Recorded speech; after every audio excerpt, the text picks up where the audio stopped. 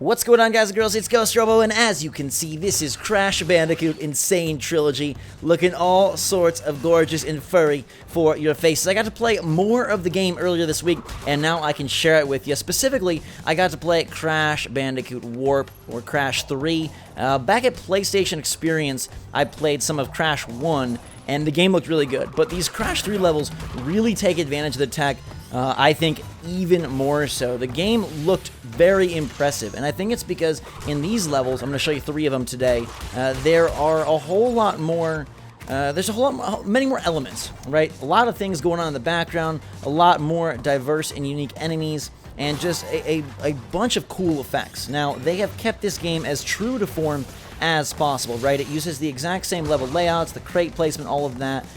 They wanted to create as true and authentic of a remaster as possible, and I think they've done a fantastic job. This level here is called Gone Tomorrow, and ironically, like, what I played, I didn't remember. I played all the Crash games back when I was small, but I don't remember much of Crash Warped, and so it was really fun to kind of figure these out for the second/first time. It's the second time, but it felt like the first time, and it's just got a whole lot of charm to it. Even in 2017, while it may not be as dynamic or as, complicated as games we get now, it definitely has a whole lot of charm, and you'll notice that from just Crash's look.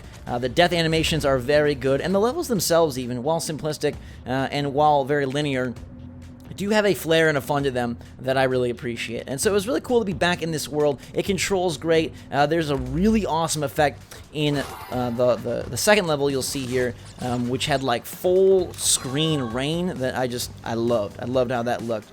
And they have really polished things up and made it look absolutely incredible. It's going to look great on PS4 Pro. I actually recorded this off of a regular PS4, and I still thought it looked freaking good. So you're in luck no matter which console you have. And it's fun to go back and play these games. I remember getting my PS1. It was a really weird way how I got PlayStation 1. I was waiting for NFL Blitz, actually, and I didn't have a PlayStation. I had a PC, though, and so I opened on Christmas morning NFL Blitz for PlayStation 1, and I was, like, trying to be so polite and thank my grandma and be like, thanks so much for NFL Blitz, even though I can't play it at all. And I felt so, like, sad, but also so guilty because I knew she tried hard, and she gave my mom this like little smile, and I was like, wait a freaking second, what's going on here? And it was obvious that I was getting a PlayStation 1, and so later on that morning I opened up PlayStation 1. I got NFL Blitz, obviously, Crash Bandicoot 1, and Croc 2, Legend of the Gobos. Excellent action there with those original PlayStation controls and those amazing graphics. For Croc, I actually called a hotline, which is the only time I ever called a tips hotline. It was for Croc 2, Legend of the Gobos. Anyways, that's neither here nor there. But it's fun to be back in this and just remember and see like all the zany stuff that Crash could do, and how much personality this trilogy exuded. And I like that they have all 3 games. I'm glad they're not like nickel and diming each one. It's already budget price, which is nice. And I think it'll be a fun thing this summer. It's always good to have some stuff post E3 so that after all of the new things are announced, you have some stuff to go and play as opposed to just waiting for fall. So June 30th, $40. I think it's a good fit. For me, Crash 3, Crash Warped is the one I was most excited and am most excited to play because, like I said, for some reason, that's the one I don't remember. I think it's probably because we played so much Crash 1 and a lot of Crash 2, and then I was getting older with Crash Warped, so I probably just played through it once quickly, and then it was done. But it looks really good, and we're working our way towards the second level. This is towards the end of the game in the futuristic world of Cortex, and so we are going to have to move backwards in time to something a little bit more ancient in the second level, and that'll be fun because it is the wonderful double-header level where you get to see 2-headed scientists. And we use a lot of the Fruit Blaster, which I totally forgot about that as well. But boy, does it come in handy. It makes these levels so much more manageable when you can just shoot stuff from afar as opposed to having to deal with it. I don't know if my gaming skills have just gotten better. I'd say that games have gotten harder, but frankly, I don't think they have. But I found myself just really working these levels quite well, which was a surprise because I remember them being like pretty darn challenging. But these levels have the Fruit Blaster, which helps out so much. So maybe that plays into part of it, because Crash 1, even when I played at PSX, I felt like I was dying a decent amount. But anyhow, there's those big fatties with the 2 heads and their giant clubs. We got all sorts of frogs, wizards, and other wonderful medieval madness in this level. And I love that full screen rain effect. They put that on the screen, and it looks really good. And you can see just like the depth there in the environments is nice as well. That is my favorite death animation, so that's why I let that guy slam me into the screen. They've added time trials for every level, which is really cool. So if you are like me and found yourself kind of breezing through, you can just add that extra layer and really challenge yourself to go hard and ham with the time trials. So I think it's super fun. Stopping the clock there for a quick little bit with those special crates, shooting this guy with the fruit blaster, and jumping on. Oh, they're not clubs. They're giant turkeys. My bad. I thought he had like a medieval like club, but they're actually 2 turkeys. Gotta feed both heads, right?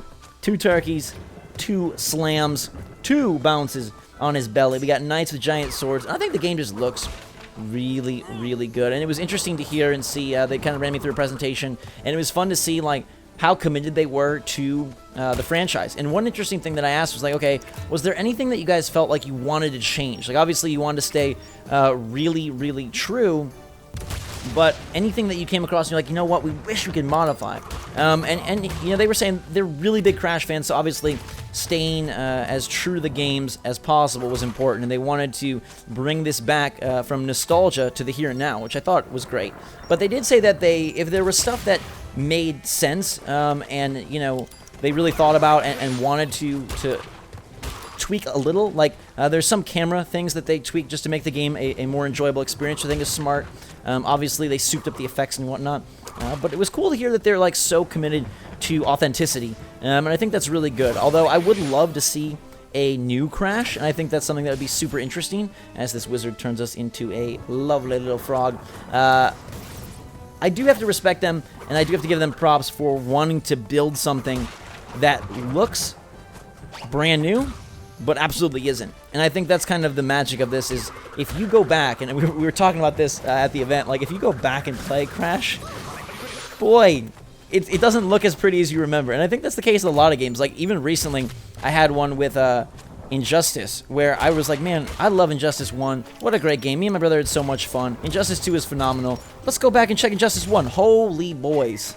Injustice 1 looks so bad in comparison, and it's crazy because in your mind's eye at the time, usually it's like cutting edge graphics, right? Crash looked great, Injustice 1 looked great, but it's crazy town to go back and see what your main character looked like, what these levels looked like, how everything just appeared on screen back then. And at the time you thought it was just beautiful and brilliant, but they have made some insanely awesome upgrades. And so it was really fun. It's really fun to dive back into something like this, and I was surprised that the gameplay still feels really fun. It's really enjoyable. It controls really well. You know, we're kind of in a year with a lot of platformers, and I feel like this one holds up better than some. We're gonna check out a third level here, as I embarrassedly do not put my time in, because 217.40 cannot be a good score. That can't be good. They were telling me like all the testers and people are like working to get the best times, and I was like, I'm not even gonna put that on there. Anyhow, this is the third and final level, Orange Asphalt, which is a vehicle level, a motorcycle level, another aspect that I totally forgot was in the game. But this adds some nice variety as we smash into a police car, and again allows them to really showcase how much effort they've put into this, because you can see that there's just a whole scene, a whole environment, a whole world going on beyond the confines of the little path that you are allowed to follow. And that's why they were really excited, I think, to show off Crash Bandicoot Warped, because they were able to put more effort into the effects here, put more little touches, because there was more going on in Crash 3. So I've played now Crash 1, I've played Crash 3, have not yet played Crash 2, but all signs are pointing to this being a very faithful and very fun update. Remix, remaster, rehabilitation, what do you want to call it? I don't even know. I guess it would be more of a remaster, because they're adding some stuff like time trials, but for the most part, like I said, super true to its OG self. And I thought I was gonna get just absolutely eaten alive by these racers. This one, honestly, was the toughest level. This one I had to redo one time because I came in fourth the first, and it's pretty tricky. You really have to finish. you have to just go very, very, very precisely and be spot on if you want to finish first. But we're going to do that, and as we work our way towards the top of the leaderboard, I will say thank you so much for watching. Big thanks to Activision for inviting me over to their offices to play some Crash Bandicoot N Sane Trilogy. Looking forward to the full release. Hope you guys are as well. If you are, hit that like button. Let me know what you think of the new levels and of the beautiful, all dolled up Crash Bandicoot Warped. Until next time, everybody, thanks so much for watching. Fantastic day. Drink so much. I love you.